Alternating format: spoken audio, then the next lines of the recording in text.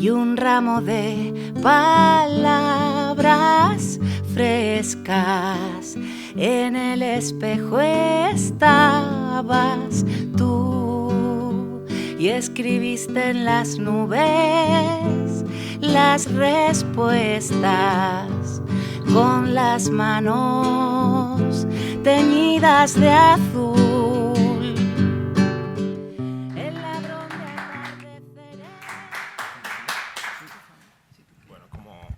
Bienvenida a Rocío y agradeciendo al Ayuntamiento y al MUPAN y la Fundación la invitación a que tengamos hoy a una gran poeta, efectivamente con un premio muy importante para un solo poema.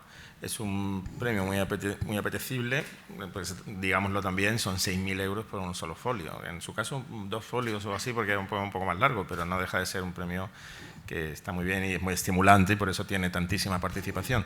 El matiz que quiero hacer es que sí, que nos conocemos, pero nos hemos conocido después del premio. Es decir, yo no la conocía en absoluto, no tenía el gusto y no había... Bueno, pues por cosas que pasan yo no podía ni imaginar de quién era este poema. También me gustaría decir, aunque él no está hoy aquí, que el poema no lo descubrí yo, no lo descubrió el jurado, lo descubrió el prejurado, que es una institución muy importante en los premios y que, bueno, aunque mucha gente cree que la manera de ganar un premio es hablar con el concejal directamente, y eso suele ser contraproducente, no sirve para nada además, y se salta las bases. Aquí lo que sí es muy importante es la calidad, por supuesto, y ese prejurado en el que estaba un poeta, Paco Ruiz Noguera, fue quien pescó ese poema. Podía haber pasado lo contrario porque son muchísimos, se presentan 1.000 poemas de media y es una tarea muy difícil la del prejurado. Al jurado le llega pues 10, 12, 20 poemas como mucho y quiero hacer constar ese en homenaje de también la perspicacia y la inteligencia poética de Paco al haberlo encontrado.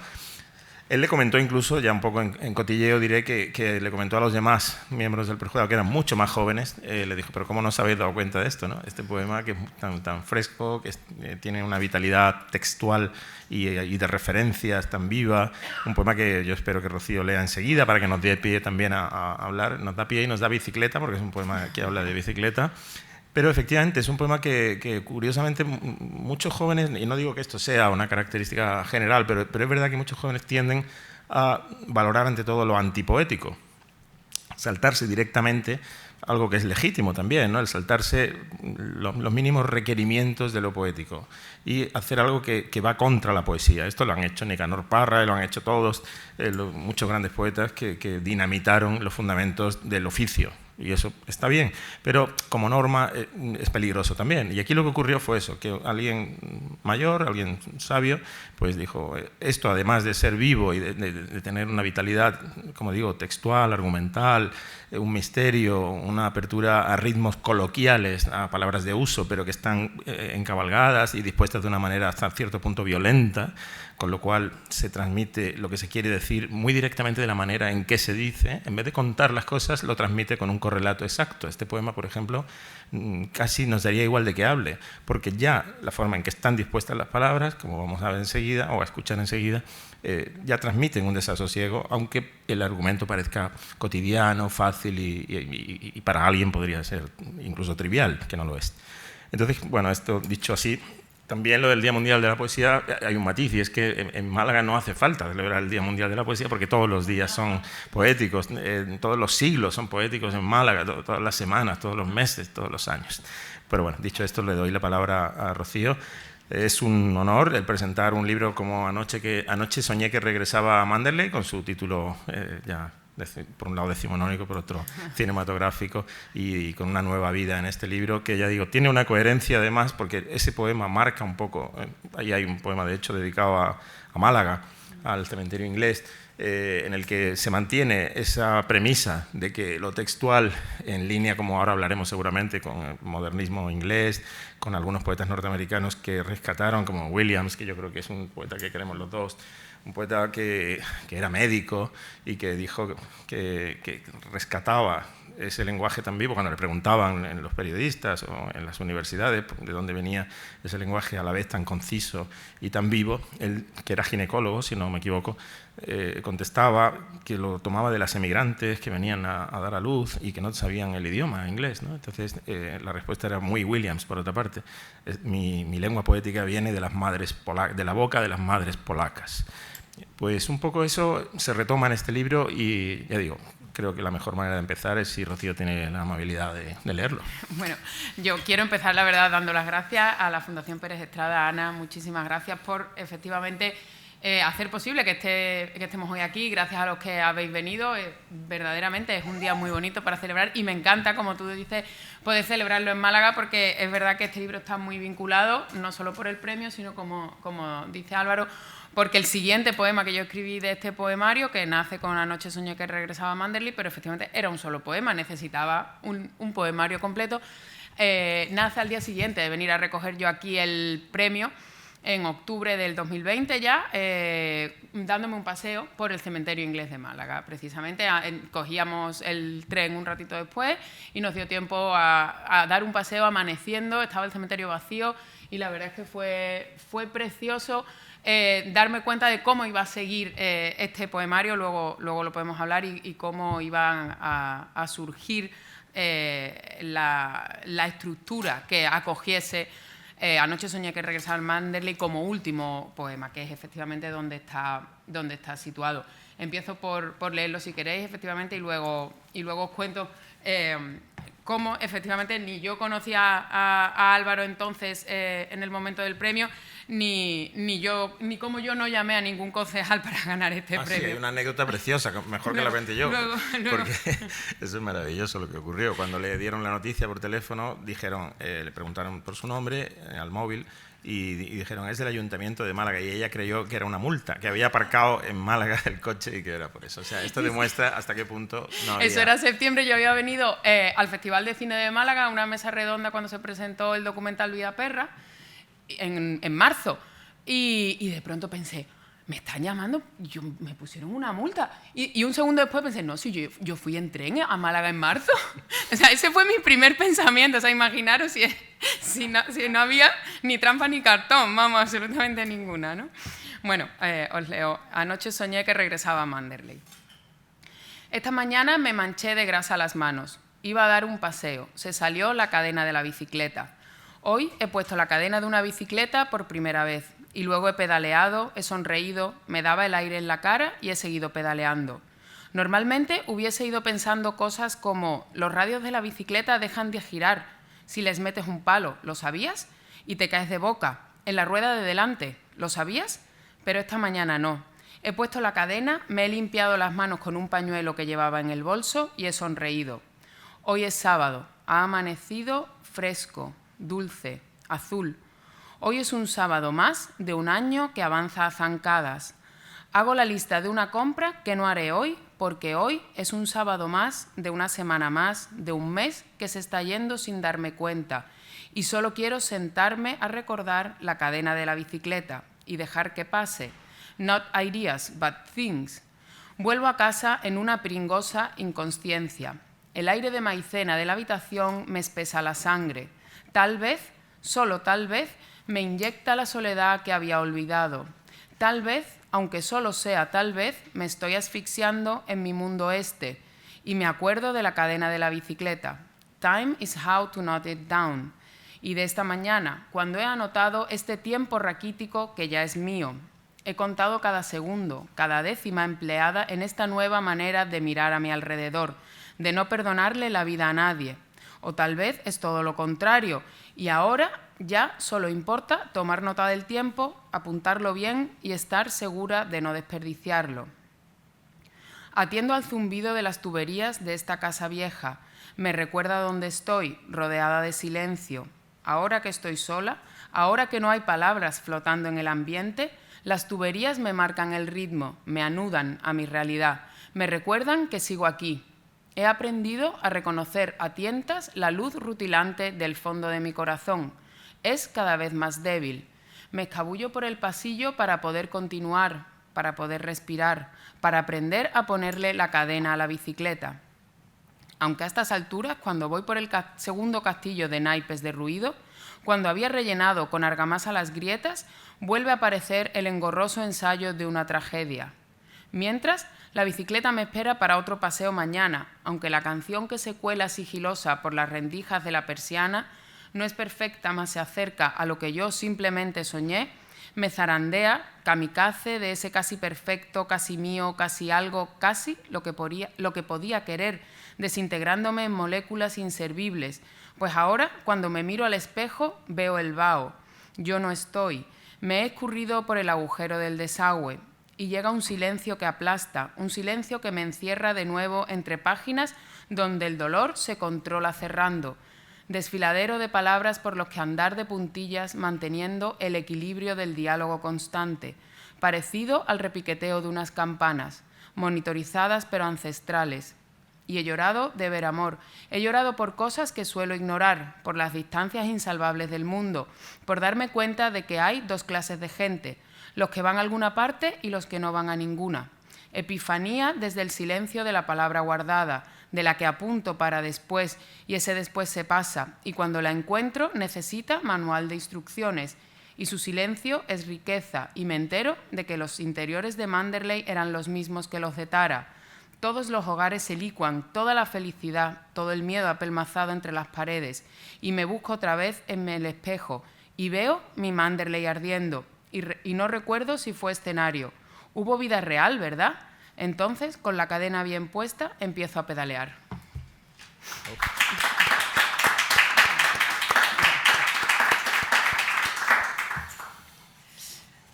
Bueno, entonces, como decía antes, este poema efectivamente fue el premio que yo creía que me habían puesto una multa y en el que bueno, estaba Álvaro en el jurado. Yo agradezco muchísimo que hayas aceptado hoy estar esta tarde aquí, porque bueno, para mí tenía un sentido de círculo cerrado, ¿no? Poder estar hoy hablando para de mí este también, libro. y además que la trayectoria de la poética de una lengua, no digo ya de una ciudad o de un país, tiene mucho que ver con el descubrimiento. El descubrimiento que hace a partir de este poema y su autora, a partir de lo cotidiano, de un trasto, de ese esqueleto de medio de transporte que es la bicicleta, ver todo lo que hay ahí. Lo que pasa es que ella lee muy rápido, también debo decirlo.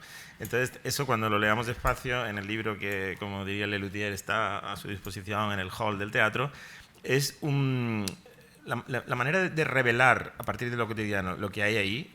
Me da la impresión de que podía dar para una novela, para una película, para un libro entero. Pero bueno, leído incluso deprisa, que tampoco pasa nada por leer un poco deprisa y al ritmo de bicicleta, pues vemos que hay muchísima revelación. No me acordaba de que está una idea de Williams, ¿no? La de Not Ideas, but in Things. Eso de que... Each time is how to note it down, también es también, sí, eso no lo sabía, la segunda parte, pero efectivamente hay una idea de un poeta que hablo con ustedes, ¿no? Si les parece, pues hablar un poco de poesía, porque parece que esto es un don que se tiene, que los dioses te insuflan y que tú bien naces con esto, y no es así. Tú has ido a cursos de escritura creativa. Sí, en los que me imagino que se ha hablado de todo esto. Es decir, la poesía no viene de las ideas, no viene de los sentimientos, no viene de las conclusiones morales a las que llegamos, o las cosas en las cuales se precipita muchas veces el poeta o la poeta que empieza, sino que surge de la sensación fuerte de lo sensible, de los 5 sentidos, ¿no? No sé si esto en los talleres, yo nunca he recibido, salvo con Miguel Romero en el año 1983, algún taller, ¿no? Pero ¿fue suficiente en ese sentido?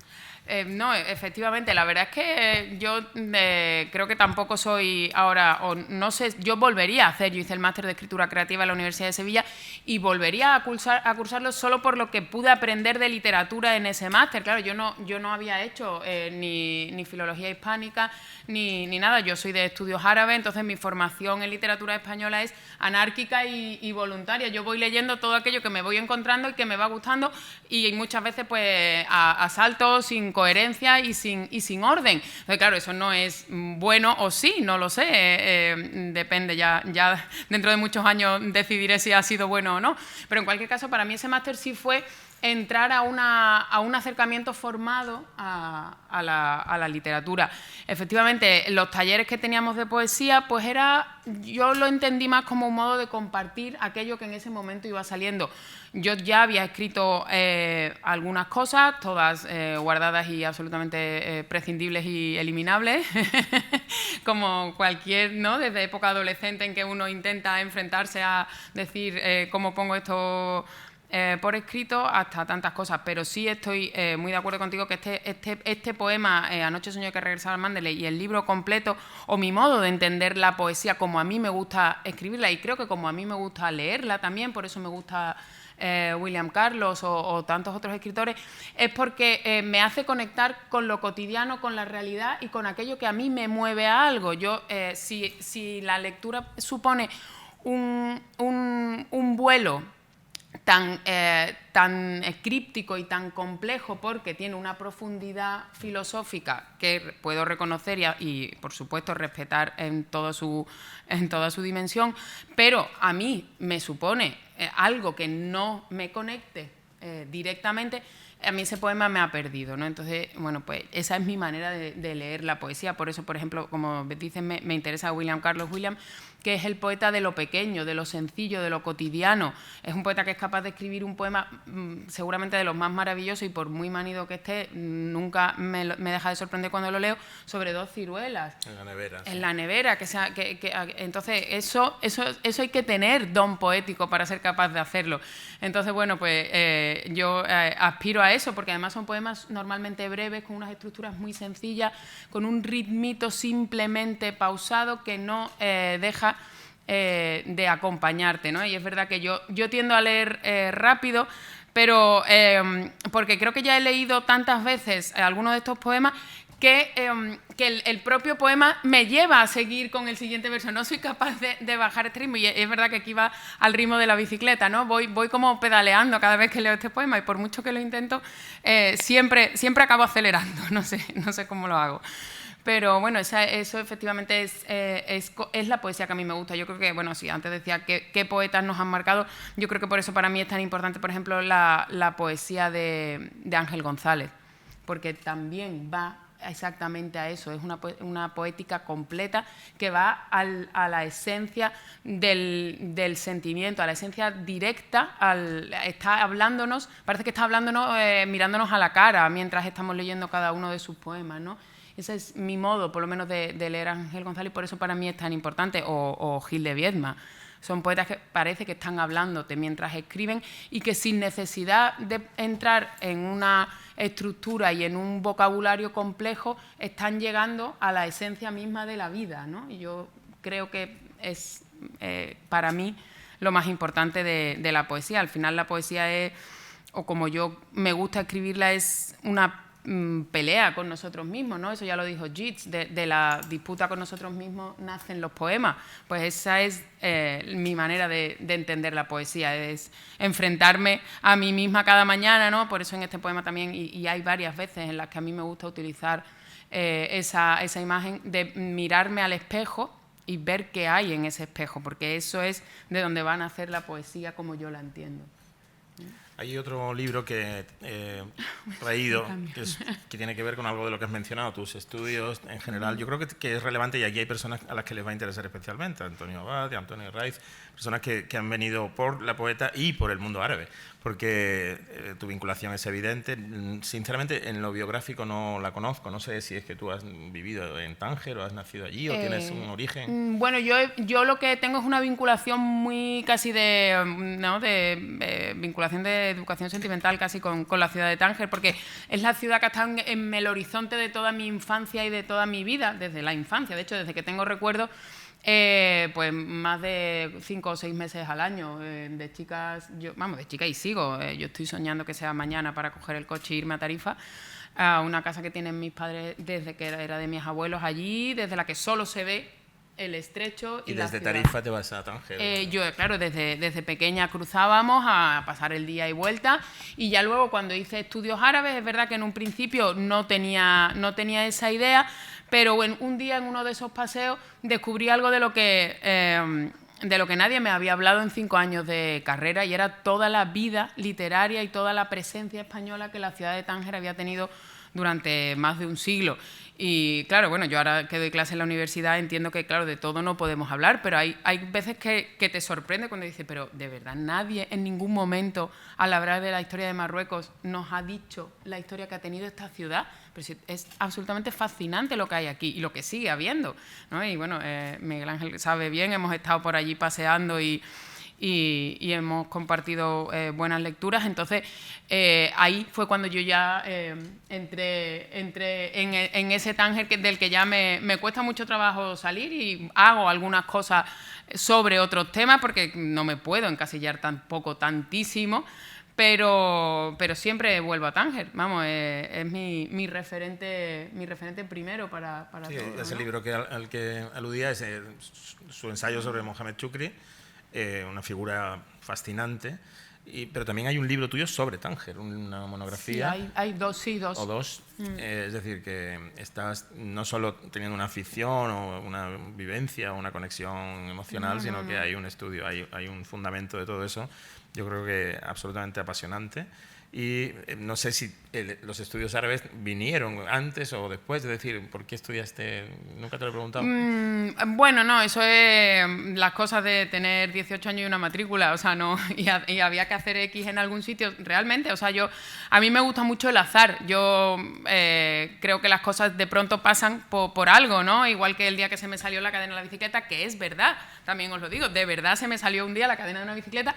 Y bueno, pues coincidió en un momento coyuntural de mi vida un poco complicado, y yo de pronto me vi que no sabía ponerle una cadena de bicicleta porque de verdad nunca le había puesto una cadena de bicicleta. Entonces, esa sensación de inutilidad absoluta, que si se me pinchara una rueda del coche tendría la misma, o sea, que si se me llega a haber pinchado una rueda del coche, a lo mejor el poema hubiese sido hoy se me ha pinchado una rueda de un coche.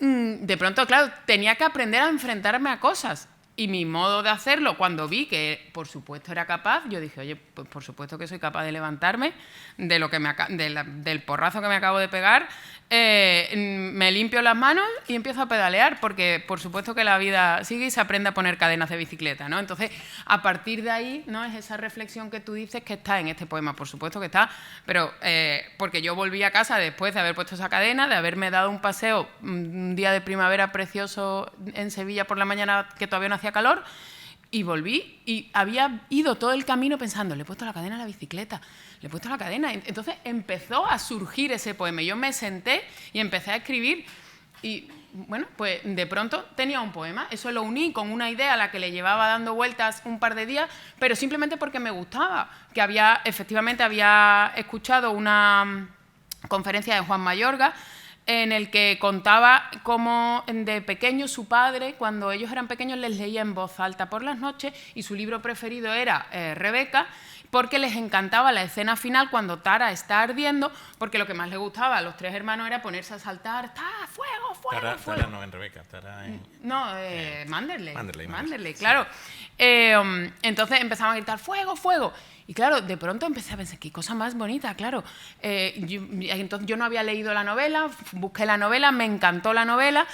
Bueno, pues estas cosas que Google, claro, ahora mismo es un regalo para todos. Yo metí Manderley, fuego, tal, puse 4 búsquedas booleanas y encontré un artículo, efectivamente, en el que decían que los interiores en donde se rodaron Manderley eran los mismos donde se había rodado Tara, que simplemente había cambiado la decoración. Y pensé, y las dos casas se caen, las dos familias se hunden, todo arde, todo se hunde, todo renace de cero en esas dos historias, en esas dos películas.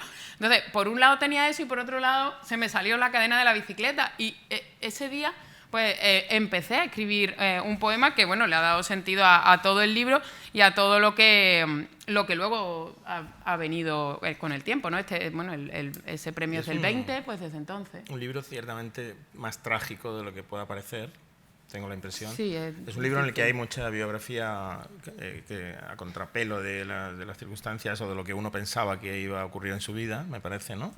Y sin embargo hay una elegancia en todo momento en la que jamás este libro no quiere agarrarnos por la solapa para decir qué mal estoy o fíjate lo que me pasa. En ese sentido me gustaría invitarte a leer el poema de la casa que se va quedando vacía o algo así, ¿no? Hay un poema como de... ¿El del cuento? Hay un casa vacía o casa vaciada o algo así, que yo creo que bueno, quizás está el del cementerio, más inteligible que el otro a una primera lectura, creo. Creo que lleva una cita de Ángeles Mora. Sí. Del espacio vacío. El del espacio vacío, sí, vale. ¿Te parece? Sí, claro, perfecto. Claro, es que este libro está ordenado al contrario de cómo está escrito. Bueno, por poner un poco en el sentido. El primer poema es Manderley, pero yo, claro, necesitaba el poemario entero. Yo quería hacerle a ese poema un libro, evidentemente.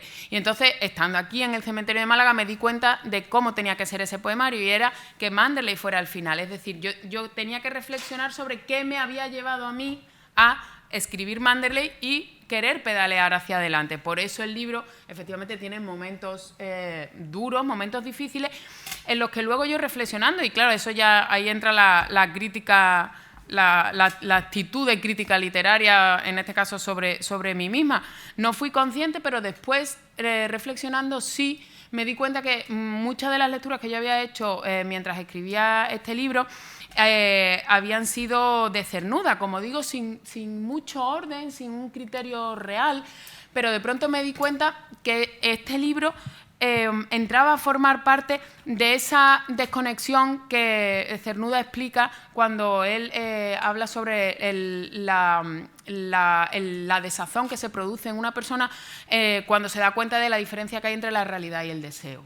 Es decir, cuando eres consciente de que la realidad de tu vida no es lo que habías proyectado, no es lo que habías esperado, no es ese deseo que tú tenías, que era el que te mantenía, pues de ahí es de donde nace la frustración, las tragedias, los dramas, todo el dolor que puede acumular una persona si no es capaz de reconocerlo, no es capaz de darle forma.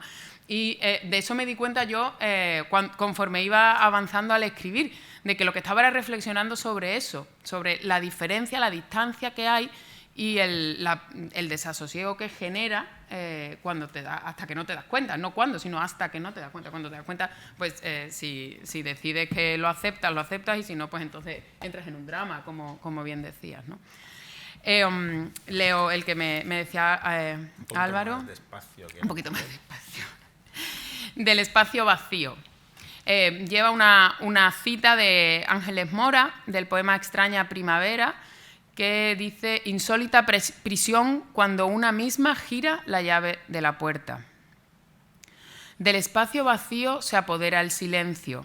Sin miedo no hay vida, sin aire tampoco. Del espacio vacío no se sale indemne, abraza y aprieta mientras se enfría la piel que va cubriendo todo el cuerpo abandonado. Del espacio vacío surgen riadas de palabras, vuelven en eco ritual, como litúrgico choque de ondas de voz, como sentencia de muerte al irse la luz.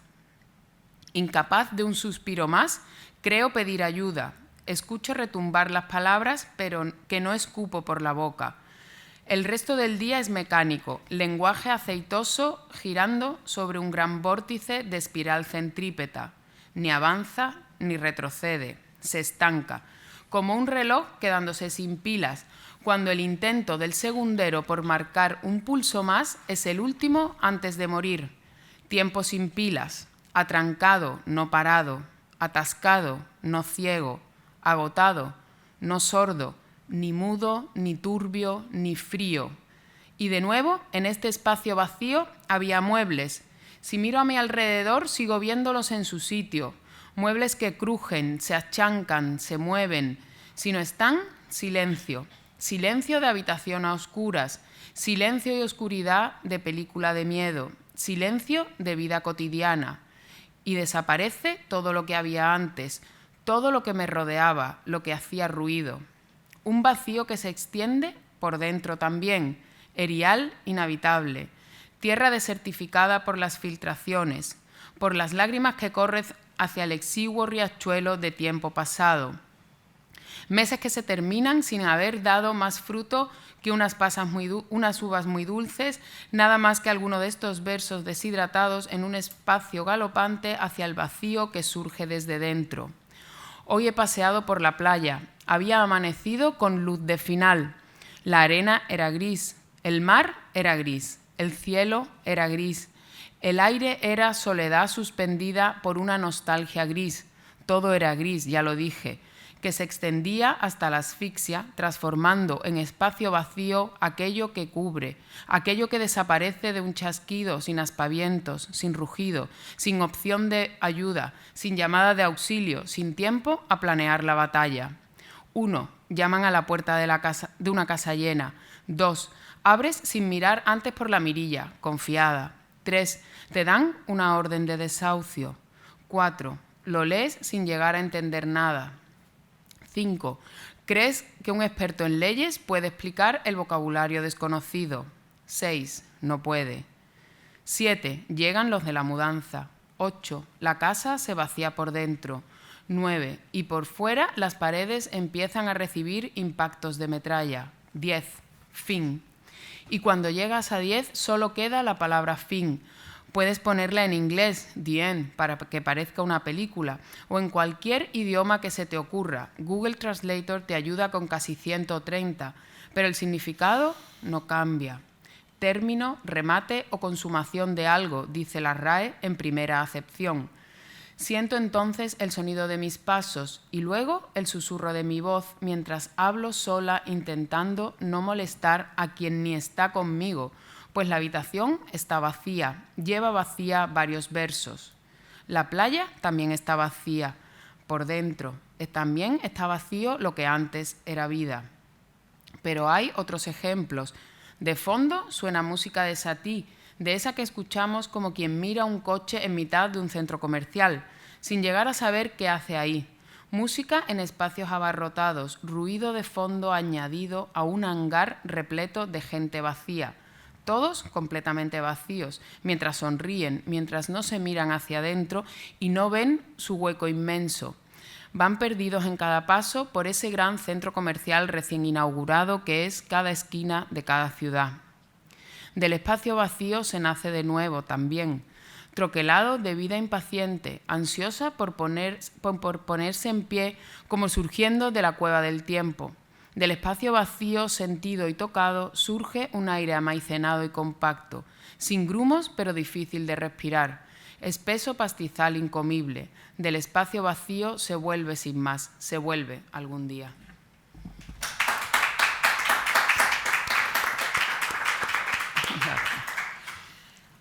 Solía decir Rosa Chacel que después de la poesía el silencio, pero bueno, tenemos que seguir hablando. Entonces, hay algo que tiene hipnótica esta poesía, es algo de Salmodia que casi, no digo que sea así, pero casi daría igual lo que estuviera hablando.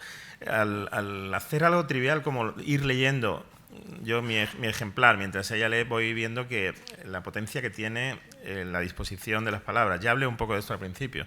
Dispones las palabras de una manera muy visual también, muy pictórica. En esto también habrían estado de acuerdo algunos, sin ir más lejos, el propio Williams, que decía que hay un audio muy gracioso en YouTube de él, ¿no? que dice que todo es como dispongan las palabras pictóricamente en la página. No es que sea así, pero en fin. En España lo han hecho algunos maestros también, como Gerardo Diego, en Manual de Espumas, en fin, tantos, ¿no? Y no digamos los caligramas de Apollinaire, todo eso. Yo creo que tiene una importancia lo visual, pero también lo auditivo. Y voy viendo que puedes llegar a entrar en casi decir lo que quieras, porque el poeta no dice exactamente lo que quiere, pero es algo que nos va llevando a donde no sabemos. Y no sé, otros poetas que te hayan podido gustar, como decía Ana, ¿no? ¿Qué tipo de lecturas son las tuyas habituales? Ya has citado a Gil de Viedma, has citado a Ángel González, hemos citado a algunos norteamericanos. ¿De qué más poetas estaríamos hablando? Bueno, la verdad es que yo soy lectora de poesía, pero también lectora de novela, por supuesto, de narrativa, de ensayo. Y de hecho en este libro hay mucho cine también, hay música. Por ejemplo, la propia cita inicial, es decir, es verdad que hoy venimos a hablar de poesía, pero a mí me gusta entender la poesía como toda la expresión artística que yo pueda entender como poesía, es decir, no tiene que ser estrictamente lo que consideremos ortodoxamente un poema. Y además me gusta no ser ortodoxa, a lo mejor hay quien lo considere, bueno, pues incluso una ofensa, que las citas iniciales de este libro sean de Cristina y los subterráneos y de Luis Cernuda al mismo nivel. De hecho, Luis Cernuda está el pobre en segunda posición. No sé si eso a alguien le podría ofender o no, si entramos en una facultad de... No creo, no creo que haya hoy en día nadie, ¿no? Y de hecho, Luis Cernuda, cuando lo lees un poco ya desde esa perspectiva del diálogo entre las artes, no sé si es muy atrevido, pero yo creo que sí que Cernuda hizo letras flamencas, ¿no? No, claro, bueno, pero Cristina poemas para un Rosenwein cuerpo, hay poemas que perfectamente podrían ser letras cantadas en una taberna y que nadie sabría a lo mejor de quién son, ¿no? Sí, bueno, pero que a mí la Cristina Rosenbingen de ahora, que está cantando a Safo y está haciendo cosas realmente maravillosas, estoy de acuerdo, pero la de Cristina y los subterráneos, que es de la época de la movida dura, cantando Adiós papá, es otra cosa, ¿no? Entonces, bueno, pero esa es mi manera de entender mi vida, de entender el mundo y de lo que yo quería que apareciera aquí. Si nos ceñimos a poesía, por ejemplo, a mí Ángeles Mora también es una escritora que me interesa muchísimo, sobre todo Apuntes para una autobiografía, que es con el que ganó el Premio Nacional. Me parece un libro para mí que fue muy importante leerlo, muy importante darme ¿no? o utilizarlo como modelo para ser capaz de escribir algo parecido a esa autobiografía que ella hace en ese libro, y también con esa sencillez, con esa agilidad que tiene también su poesía, aunque los versos que están aquí, que abren del espacio vacío, sean precisamente de su último poema, el de Soñar con bicicletas, ¿no? Que es el último que ha publicado, que también es un libro muy interesante porque lo escribió en pandemia. Entonces, de ahí surgen también unos versos muy, muy asfixiantes que me gustaron mucho mientras leía este libro. Pero, por ejemplo, para mí es, por supuesto, y sin dudarlo, poesía, la cita que acabo de leer por Dios, ahora no lo voy a decir, estoy buscando, de Pablo Milanés. Es que ahí, a veces cuando empiezo a hablar no consigo. O sea, el No es perfecta, más se acerca a lo que yo simplemente soñé, esa canción, ¿no? Que es Del breve espacio en que no estás, es un poema en estado puro, eso es absolutamente innegable. La poesía de Pablo Milanés para mí es muy importante y forma parte también de todas esas lecturas, en este caso canciones escuchadas, ¿no? Había una de Battiato, ¿no? De Battiato también, por supuesto. Que se repite en un poema tuyo, me parece, ¿no? Sí, ese es el del cementerio de Málaga, precisamente. Claro, no, Battiato es otro poeta, ¿no? Battiato tiene esa profundidad. Luego te pediremos que leas ese, el del cementerio, por supuesto, antes de irnos. Battiato tiene esa profundidad interesantísima, que además él sí, por ejemplo, y ahí sí se acerca a lo mejor en muchas de sus canciones a mis estudios de arabismo. Battiato era un buen arabista y tiene en sus canciones hay unas referencias al sufismo interesantísimos. Hay algunos trabajos de investigación que se han hecho sobre la conexión entre las letras de Battiato y el sufismo islámico que son fascinantes, y vamos, a mí algunas de las canciones suyas realmente conocidas me parecen una auténtica maravilla, ¿no? para entender mi manera de entender la poesía, básicamente. sería el Sí, en todo caso, en Battiato muchas veces y en tu poesía lo que hay es que no pretendes dar un mensaje, ¿no? Más bien sostener algo, ¿no? Mantener una música significativa, ¿no? Claro, no, este libro, una cosa es cómo pueda estar compuesto o no, aparte, bueno, como tú decías, tiendo a correr al leer, tengo un oído malísimo, pero en general, o sea, no me pidáis que cante porque apagamos, nos vamos y se acaba la fiesta, porque es horrible. Entonces, claro, yo creo que eso también es importante, porque yo tengo que hacer mucho esfuerzo para encontrar esa salmodia que tú dices, ¿no? Por eso yo creo que cuando leo tiendo a leer más rápido, porque es el modo de encontrar yo mi propio ritmo, y ese ritmo va siempre acelerado.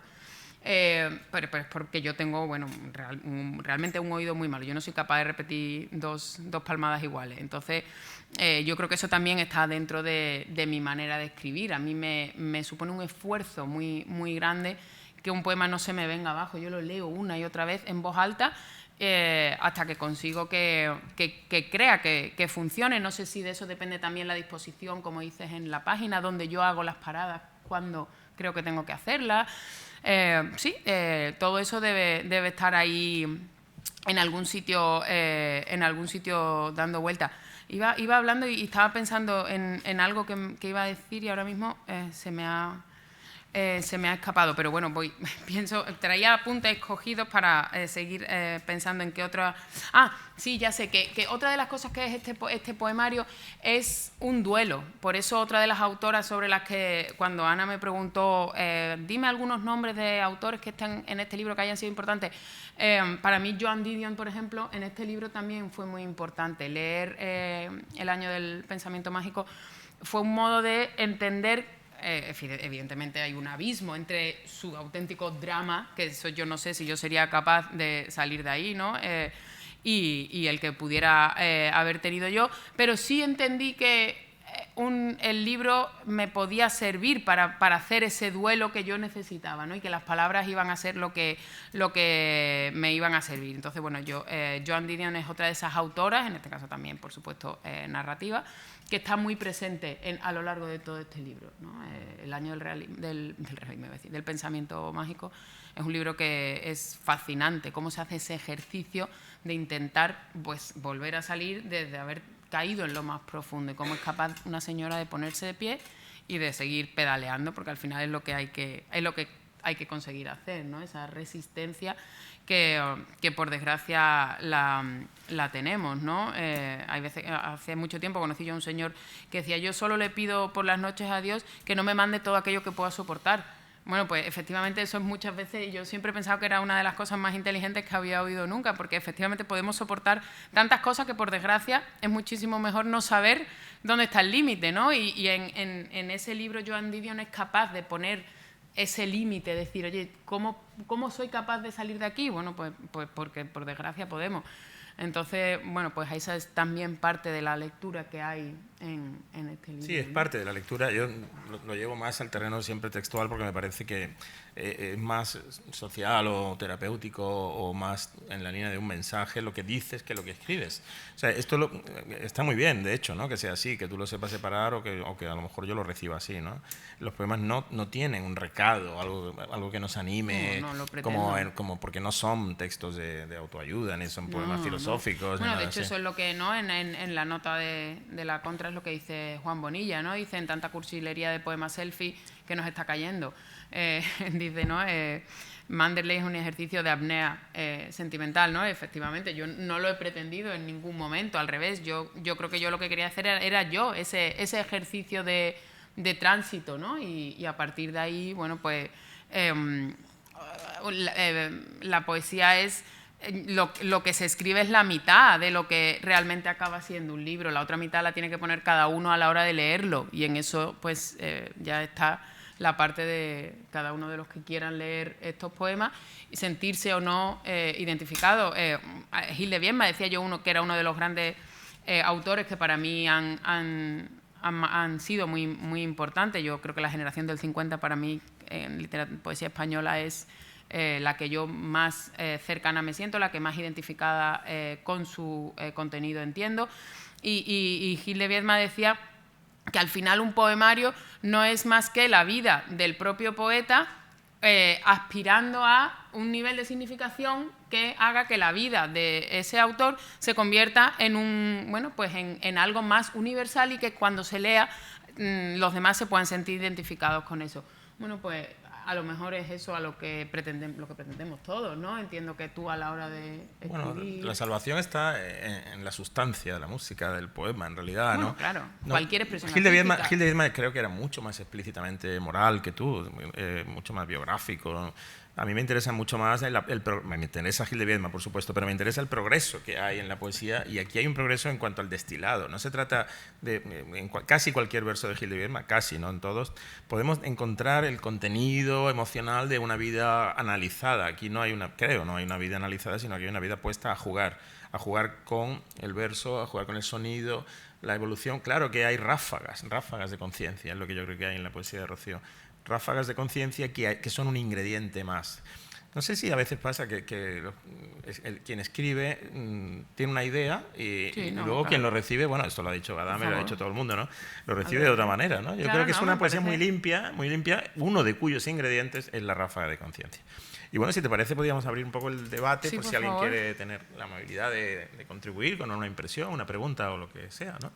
Sí. Estamos hablando de Tánger, hay personas que, claro, somos más debatidores de pie ahí que al haber Claro. este protocolo, pero en fin, yo creo que es muy interesante todo lo que se está hablando en cuanto a poesía, ciudades, extrañeza, lenguajes, idiomas, cultura. Y bueno, pues si no, le pedimos a Rocío que lea el poema del cementerio inglés. Si Es os que parece. son tan largos que me da apuro Pero, bueno, leer es tanto. tu día, pero... el día de la poesía y el día de Rocío. Bueno. Bueno, si queréis, mientras no os animáis.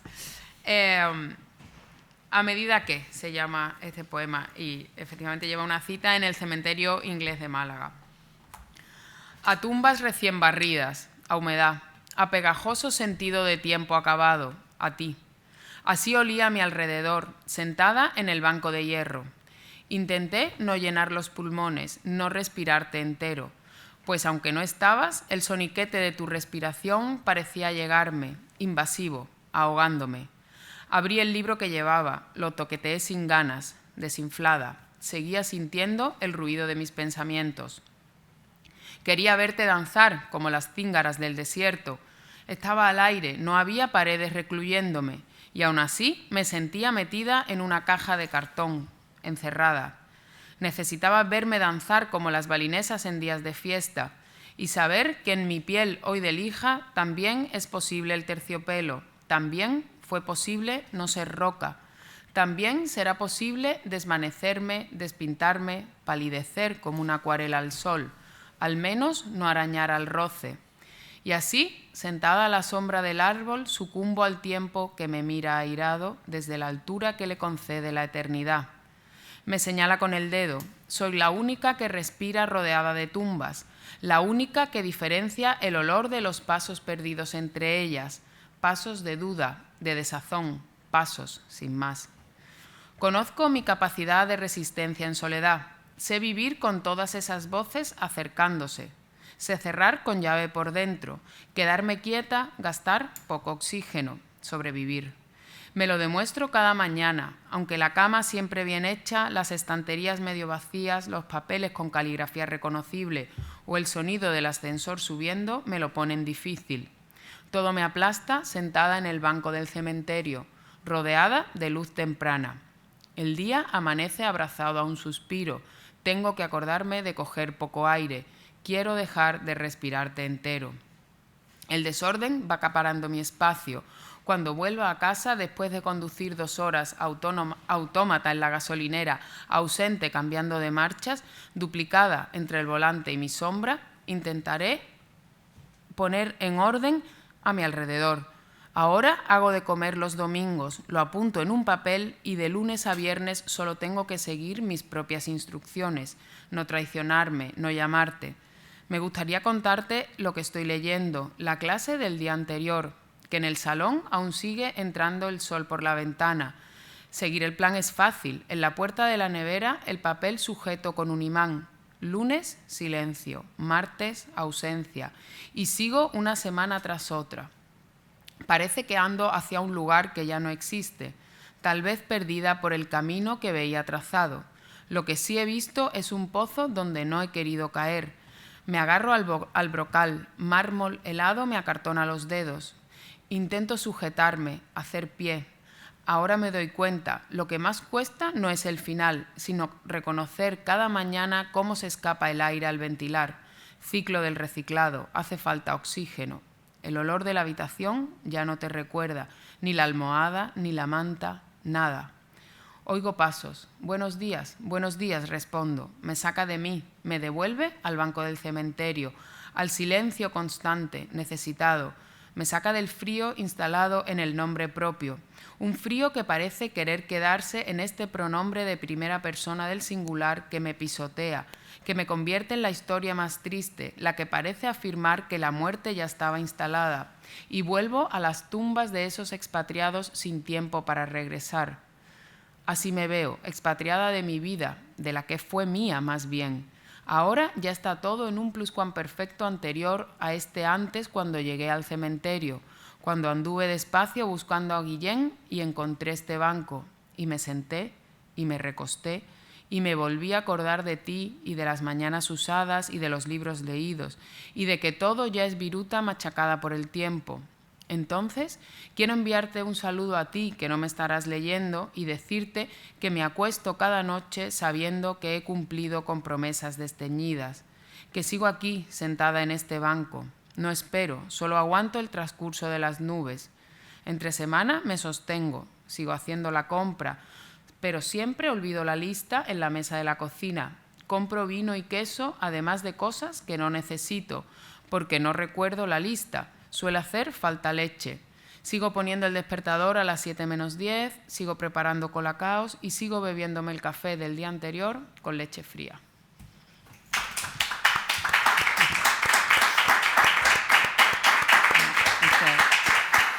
Este es un poema en el que, además de Battiato, hay varios versos manipulados de Gil de Viedma, ¿no? Sí, he visto, sí. No me estarás leyendo, todo ese tipo de cosas. Exacto. Pero vamos, yo insisto, Rocío, muchísimas gracias por haber estado hoy aquí. Has hecho avanzar la poesía en nuestra lengua, lo sepas tú o no.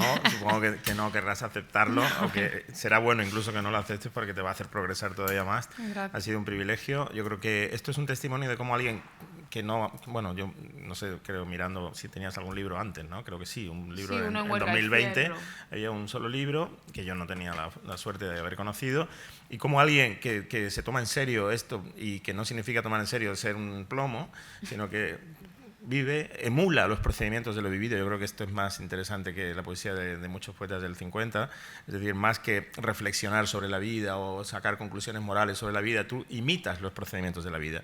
Este pensamiento a ráfagas que hay en un lugar que está contagiado de una escoba que barre las lápidas, o de unas hojas, o de a la vez el recorrer tu horario y una persona que está ausente, etcétera, y el dolor está ahí filtrado sin que en ningún momento se diga explícitamente el dolor, creo que es lo que hace que sea plenamente contemporáneo y universal. Este es un ejemplo de cómo alguien se ha tomado en serio la poesía, ama algo relativamente sagrado, pero que parte de lo cotidiano. Y bueno, pues aunque parezca increíble, el tiempo de este museo ha concluido, son las 8. Muchísimas gracias al público por estar hoy aquí, y a Rocío muy especialmente con este aplauso para que pueda seguir viendo Málaga ahora y escribirse. Muchas gracias a vosotros, gracias de verdad.